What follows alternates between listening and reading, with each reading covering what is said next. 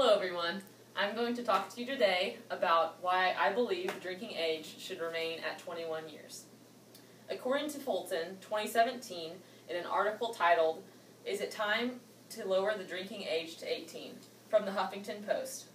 In 1984, President Ronald Reagan signed the National Minimum Drinking Age Act, which required all states to raise their drinking age to 21 years of age. Dean Mooney, 2008, also claimed in an article titled, "A Lower Age Would Be Unsafe," from U.S. News, that since this act was passed and enforced, the number of young people killed annually in car crashes involving drunk drivers has been cut in half from more than 5,000 individuals in the early 1980s to around 2,000 in 2005. Although it is unrealistic to believe that underage drinking will never occur, Mothers Against Destructive Decisions believe that changing the law is not the answer.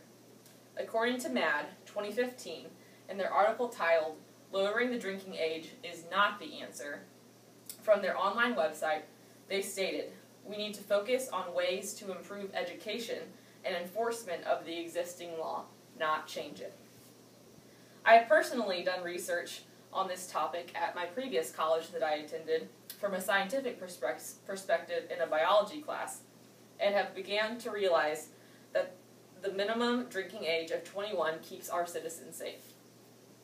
Since many people believe that the drinking age should be lowered to 18, I would like you to consider that keeping a minimum legal drinking age of 21 is a safer choice for our country based on brain development, the forbidden fruit syndrome, and drunk driving. I'm going to start by talking about brain development and maturation. The opposing view is that 18-year-olds are mature enough to drink alcohol. According to Fulton, 2017, in an article titled, "Is it time to lower the drinking age to 18?" from the Huffington Post, in America, 18-year-olds can vote, operate a motor vehicle, pay taxes, marry, become a legal guardian, own a gun, fight and die in a foreign country. One could easily argue that one or many of these bears way more responsibility than drinking alcohol. I, on the other hand, believe that the brain is not fully developed until the age of 21.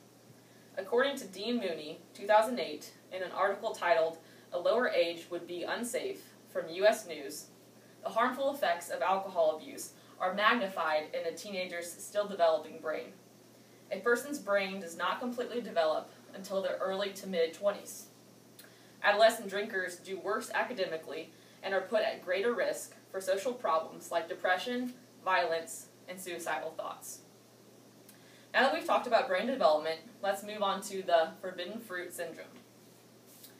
According to the opposing view, Griggs, 2015, in an article titled, "Should the U.S. Lower Its Drinking Age?" from CNN, where alcohol is banned until age 21, there is something of the forbidden fruit syndrome, where one simply wants to have it because he or she is not supposed to.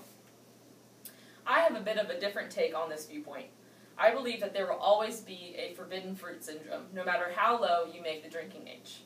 This would simply cause younger teens to rebel at an earlier age because they would be closer to a legal drinking age of 18 years old, thus making their alcohol consumption more justified.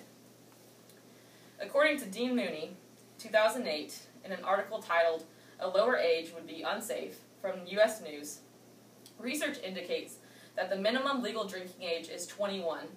People under age 21 less overall and continue to do so through their early 20s.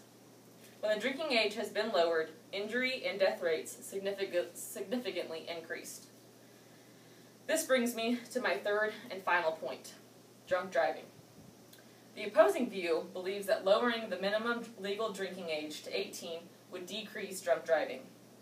Yellen, 2017, in his article titled, "Lower the Minimum Legal Drinking Age to 18," from Force Change states, "Many countries with a minimum legal drinking age of 18 have similar or better drunk driving statistics than the U.S. I, however, believe that incidents of drunk driving have decreased ever since the minimum legal drinking age has been increased to age 21 in 1984. According to MADD, 2015, in their article titled "Lowering the Drinking Age is Not the Answer," from their online website, the 21 minimum drinking age law has saved about 900 lives per year as estimated by the National Traffic Highway Administration. In short, there are 25,000 lives that have been saved because of the 21 drinking age. Today, you have heard reasons why the minimum drinking age law should remain at 21 based on brain development and maturation, the forbidden fruit syndrome, and drunk driving. Although in recent years there has been a push to lower the minimum legal drinking age to 18 amongst teenagers and young adults, you must consider all the facts that I have presented to you today. According to Mothers Against Destructive Decisions 2015, in their article titled "Lowering the Drinking Age is Not the Answer," from their online website, we support the 21 minimum legal drinking age because simply it saves lives, prevents injuries, and protects still developing brains. Life is so precious. If just one could be spared because this act remains intact, then it has served its purpose. Thank you very much.